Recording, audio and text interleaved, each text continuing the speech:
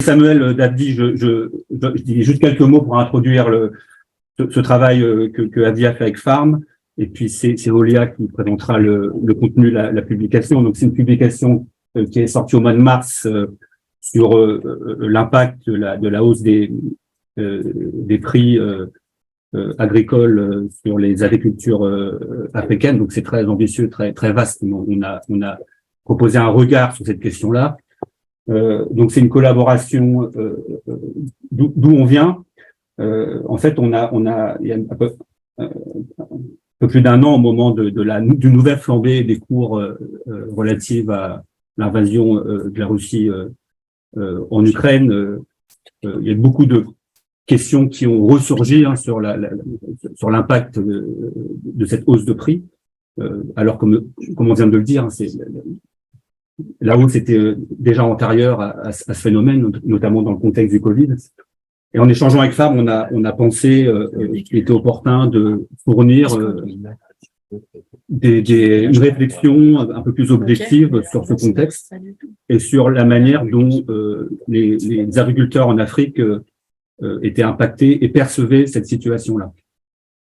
Donc l'objectif de cette publication, c'est de contribuer à un débat général sur le développement agricole et rural en particulier en Afrique subsaharienne, dans un contexte marqué par cette hausse de prix, notamment sur les intrants, mais pas uniquement.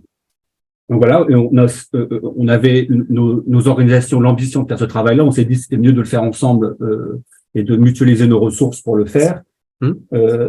Et puis, un point important, c'est qu'on a voulu intégrer en fait l'analyse, les expériences, le ressenti des organisations de producteurs africaines. Alors, particulièrement celles qui sont partenaires d'AFDI, mais pas uniquement. Donc, on a dans la méthodologie de la petite étude consulté entre 30 et 40 OP. À des niveaux régional, national et sous-régional pour alimenter nos réflexions. Voilà. Et puis plus largement, en fait, l'idée sous-jacente, c'est également de fournir, en fait, de susciter des débats, des réflexions plus larges sur les questions qui touchent, sont relatives à la durabilité des productions agricoles alimentaires en Afrique. Au moment où on reparle de nouveau de la souveraineté alimentaire, de la durabilité des productions, de l'autonomie alimentaire en Afrique. Et on constate, ça, Olia le présentera, qu'il y a beaucoup d'initiatives en fait qui existent, notamment de la part des OP sur la production alternative aux engrais de synthèse par exemple, et qui en fait pour nous soulèvent des questions. Est-ce qu'elles sont viables? Est-ce qu'elles peuvent permettre une mise à l'échelle? Est-ce qu'elles sont suffisamment soutenues aujourd'hui par les politiques des États, de la sous-région et des partenaires? Enfin, voilà, donc c'est une note qui est technique, mais qui veut susciter des réflexions plus générales sur les politiques au sens large. Voilà. Pour Avdi, simplement mentionner qu'on a d'autres études comme ça dans le pipeline sur la filière laitière et sur le foncier qu'on partagera au cours de l'année. Voilà, donc je n'en dis pas plus, je laisse Olia présenter l'étude parce qu'elle a été l'une des principales autrices de la note. Merci beaucoup Samuel. Alors, je vais faire donc cette présentation en deux temps. Le premier temps, bon, Jean-Luc nous a déjà livré quelques éléments, mais c'est de comprendre en effet quel est le lien entre l'inflation mondiale des prix qu'on constate encore aujourd'hui et l'inflation qu'on peut voir sur les marchés africains. Je commence et le deuxième point, ce sera de voir donc justement comment les producteurs, via les retours de questionnaires qu'on a eu du réseau AFDI, comment ces producteurs ont pu s'adapter à la situation qu'on a vu évoluer depuis l'année 2020 jusqu'à la fin de l'année 2022. Commencer quand même par un avertissement. On parle d'agriculture africaine, de producteurs africains. On est bien d'accord que les régimes alimentaires sont très variés, mais le sont aussi les systèmes de production. L'idée n'est pas de faire une généralisation, mais plutôt d'essayer d'avoir justement un regard englobant autant que possible. Donc, vous nous pardonnerez les abus les abus d'expression qu'on pourrait repérer dans cette présentation. Ce n'est pas l'idée. Donc, je vais commencer quand même par quelques éléments de visualisation, mais donc quand on parle de hausse des cours mondiaux des matières premières, de quoi parle-t-on? Où en est-on? Là, on a un retour historique, donc en dollars courants, c'est les données de la Banque mondiale, sur les différentes flambées des prix qu'on a pu observer sur les 2 dernières décennies. Comme on peut le voir, la dernière flambée est d'une très grande ampleur. Elle concerne non seulement les matières premières agricoles, alimentaires, principalement les grains et les huiles, mais également l'énergie et surtout les engrais fertilisants, qui sont ici en violet, donc c'est la courbe violette. Et ce sur quoi je vais m'attacher à insister, c'est le fait que donc non seulement on est sur des ampleurs qui sont voisines des crises précédentes et notamment la crise de 2008, mais surtout on a une flambée qui a débuté bien avant la déclaration du conflit russo-ukrainien. Et là, ce qu'on peut voir sur cette courbe, c'est que les niveaux atteints à la fin de 2021, notamment sur les fertilisants, sont très voisins des maximums historiques toujours en courant qu'on a pu observer au cours de la crise de 2008. Le contexte mondial, c'est bien entendu une restriction des circulations des personnes en lien avec la pandémie mondiale de Covid, une hausse des coûts du fret et du transport qui s'est faite jour au même moment et qui a duré sur le temps long, une baisse puis une reprise de la demande, notamment alimentaire, mais aussi en énergie, en matières premières de tout genre, et en même temps des goulots d'étranglement d'ordre logistique qui ont pu mener à des réductions ponctuelles de l'offre. Et bien entendu, une hausse des cours des engrais azotés coordonnée avec la hausse des cours du gaz notamment. Pour zoomer plus précisément donc sur cette temporalité, donc comme on voit sur cette courbe, au moment du confinement mondial, donc qui a débuté bien entendu en Europe et ensuite en Amérique du Nord, on a pu voir une dépression momentanée des cours, puisque tout d'un coup, mise à l'arrêt de l'économie, en lien avec ces contraintes sur la circulation des personnes. Ensuite, on sort très vite, finalement, ce qu'on voit, c'est qu'à partir de l'été 2020, on voit une reprise de la hausse des cours qui coïncide avec une reprise progressive de la demande qui petit à petit va disons se faire plus pressante et qui va faire que cette première hausse des cours va s'engager dès la fin 2020. On a en parallèle aussi une forte présence de la Chine aux achats sur de nombreuses matières premières qui a aussi amplifié cette hausse. Au troisième trimestre 2021, on a une forte réduction de l'offre en engrais, notamment par la Chine et les principaux producteurs mondiaux, qui a conduit à cette flambée des cours des engrais qu'on voit ici. Et donc, quand on arrive en début 2022 avec l'invasion russe en Ukraine, finalement, on a des cours qui sont à des niveaux historiquement élevés, qui n'étaient pas du tout en tendance baissière, et finalement l'arrivée du conflit va occasionner une autre hausse, mais qui va finalement très vite retomber, puisque ce que vous pouvez voir, c'est que dès l'été 2022, on est revenu à des niveaux voisins de la fin de l'année 2021. Et donc, depuis l'automne 2022, on a une tendance baissière de ces cours, avec actuellement donc des cours des céréales qui sont revenus autour de 200-250 dollars à la tonne, ce qui est des niveaux voisins du milieu de l'année 2021. Donc, quel est le lien entre cette inflation mondiale des matières premières et les agricultures africaines? Donc, tout d'abord, ce qui a fortement impacté ces agricultures, c'est l'inaccessibilité des engrais. Le continent africain, donc je précise qu'on s'intéresse dans cette étude plutôt à l'Afrique subsaharienne, mais le continent africain est vulnérable au choc de prix, principalement via les engrais, en dépit d'une Afrique du Nord qui est productrice et exportatrice d'engrais azotés et phosphatés, notamment le Maroc. Pour ce qui est des marchés subsahariens des engrais, on a souvent une forte coordination par les États avec des appels d'offres qui sont passés, donc une structure très complexe de ces marchés avec de nombreux intermédiaires. Et on a aussi une hausse des coûts des transports qui est venue jouer sur ce stress de prix qui s'est surimposé. Et je rappelle dès maintenant que de nombreuses économies africaines sortaient de la pandémie mondiale et ont été fortement fragilisées à cette occasion. Donc on arrive pour l'année 2021 dans une situation qui est déjà assez fragilisée. Et comme disait Jean-Luc, on a une utilisation d'intrants, notamment d'engrais, qui est très faible en moyenne sur le continent africain, notamment subsaharien, mais des impacts qui ont été décuplés. Alors, principalement du fait de dysfonctionnement des mécanismes d'appel d'offres qui ont pu mener à une pénurie quantitative d'engrais. Ça a été soulevé au cours de l'année 2022 notamment, avec de fortes inquiétudes sur la capacité donc des agriculteurs à pouvoir fertiliser à temps leur culture, mais ce qu'il faut quand même souligner, c'est que la propagation des hausses de prix depuis les marchés internationaux a été telle que dès le début de l'année 2021, les engrais pouvaient être inaccessibles au niveau prix pour de nombreux producteurs.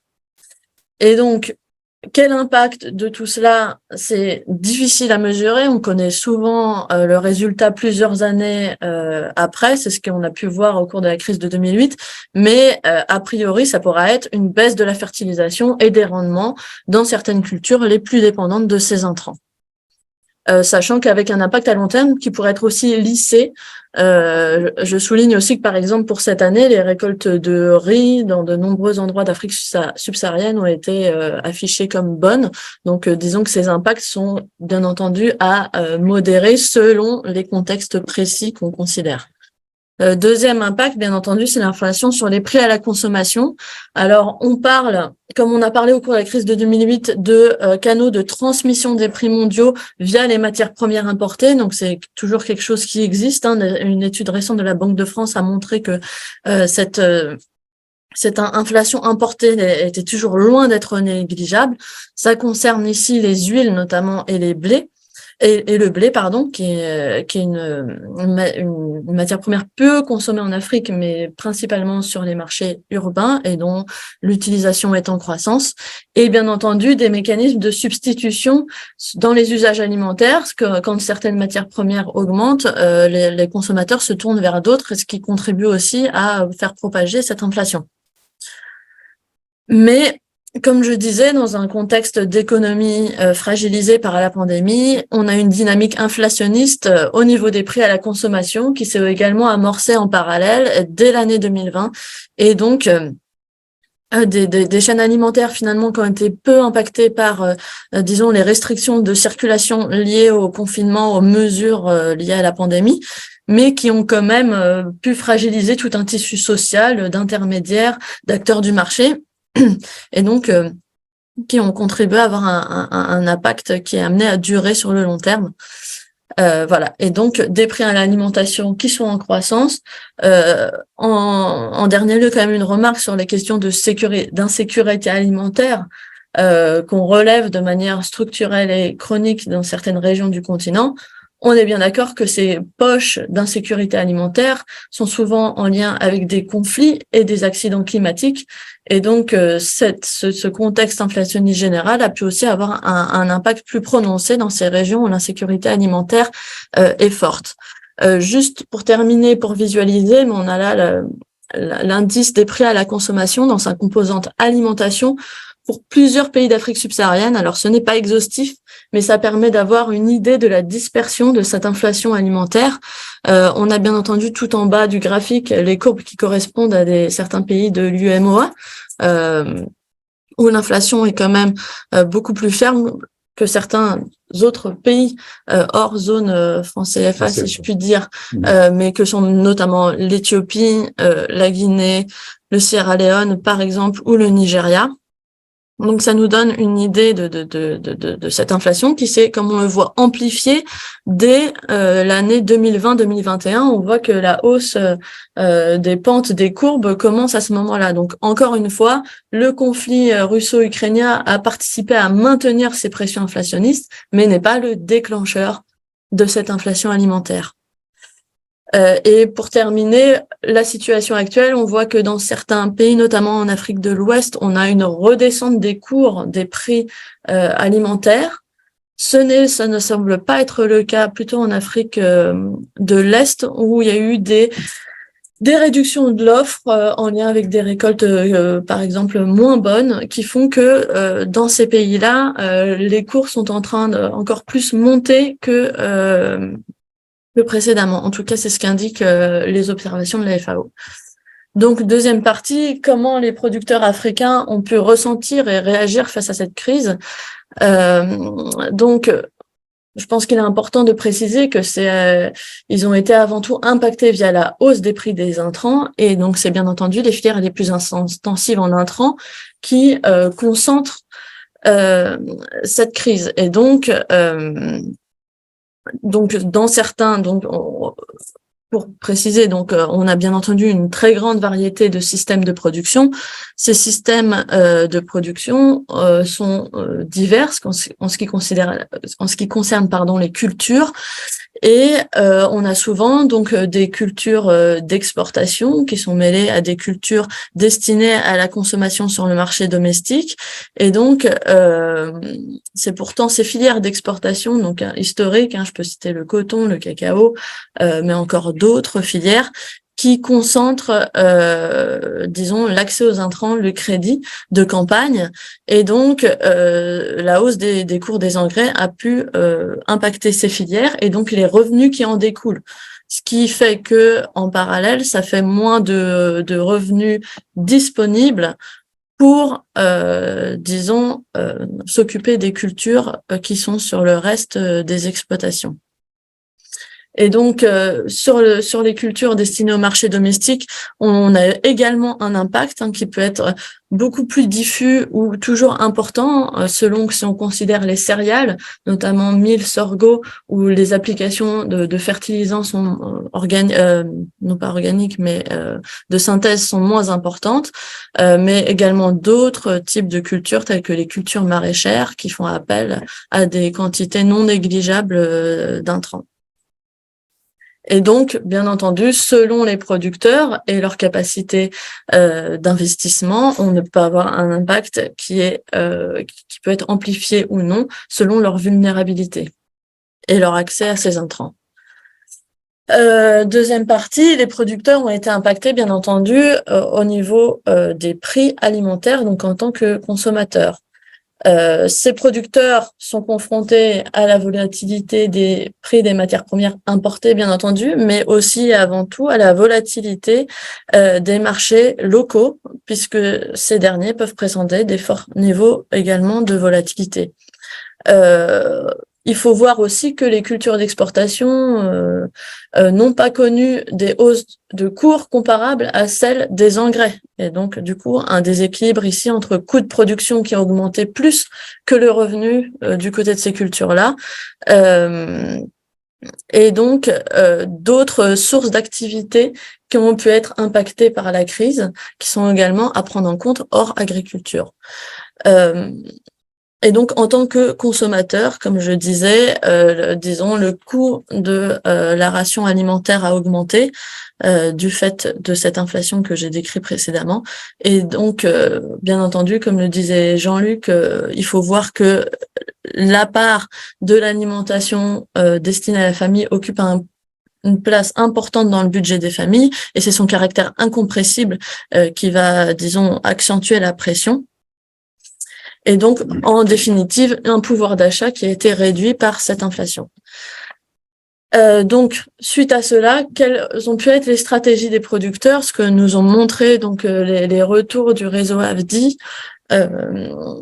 Donc, en premier lieu, bien entendu, une adaptation des pratiques alimentaires selon la vulnérabilité, j'ai envie de dire, des familles. Mais il y a eu, bien entendu, des substitutions de certains produits avec des denrées locales qui ont pu être plus accessibles. Je pense par exemple aux racines et tubercules dans certaines régions. Ça peut être une suppression de la consommation de certains produits tels que les huiles, par exemple, la viande, enfin les produits animaux, on va dire. Ça peut être pour certaines familles une diminution de la fréquence des repas ou de la qualité et de la quantité des rations alimentaires. Et pour les familles les plus vulnérables, une décapitalisation, et donc c'est là que la spirale de la pauvreté s'active, puisque ça augmente le nombre de familles qui vont devoir décapitaliser et qui vont devenir au final plus vulnérables au contexte économique. Et donc l'autre pan d'adaptation, c'est bien entendu les pratiques agricoles, qui consiste principalement dans des stratégies de réduction des coûts de production et de minimisation du risque. Et donc là, on peut citer donc de nombreuses stratégies qui ont été citées par les producteurs qui ont été enquêtés. Donc, bien entendu, une réduction de l'utilisation des engrais de synthèse, éventuellement semences, éventuellement pesticides, au profit donc d'engrais ou d'intrants de qualité moindre et ou d'engrais d'intrants locaux. Ça peut être bien entendu le compost et le fumier dans le cas des systèmes qui le permettent, c'est-à-dire où il y a notamment des animaux sur l'exploitation. Et ça peut être pour certains éleveurs une réduction du cheptel, je pense notamment aux productions porcines et avicoles, et une diminution du recours à l'aliment acheté.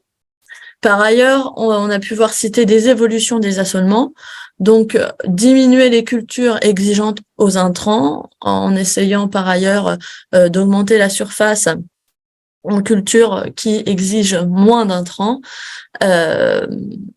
utilisation d'autres sources de fourrage, comme je disais, de matières organiques produites localement et des tentatives d'augmenter l'autoconsommation. J'en terminerai par les recommandations qui ont été que nous avons formulées dans notre policy brief, donc nous avons publié en collaboration donc PharmAFDI. Elles sont de 4 ordres, on va dire. Je vais commencer par la 4e puisque on en arrive au terme de cette présentation à une conclusion qui se fait générale depuis maintenant plusieurs mois, c'est que pour l'ensemble des systèmes agricoles du monde, on en arrive à l'opportunité idéale pour faire converger deux agendas, celle de l'agroécologie ou du moins d'une transition agricole plus durable, moins dépendante aux énergies fossiles et donc aux intrants de synthèse, et l'agenda de la souveraineté / sécurité alimentaire qui est réactivé donc récemment en miroir avec ce qui se disait déjà au moment de la crise de 2008.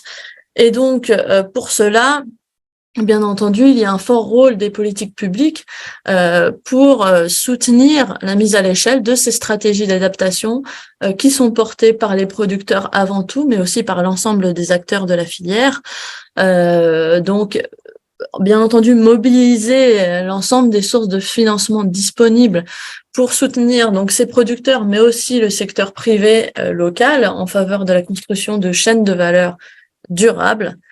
Bien entendu, les financements sont au cœur donc de ces questions, que ce soit de l'aide au développement, que ce soit des financements en propre des États. En tout cas, il y a eu formulé au dernier sommet de Dakar en janvier donc cette volonté de remettre les questions de souveraineté alimentaire au cœur des agendas politiques.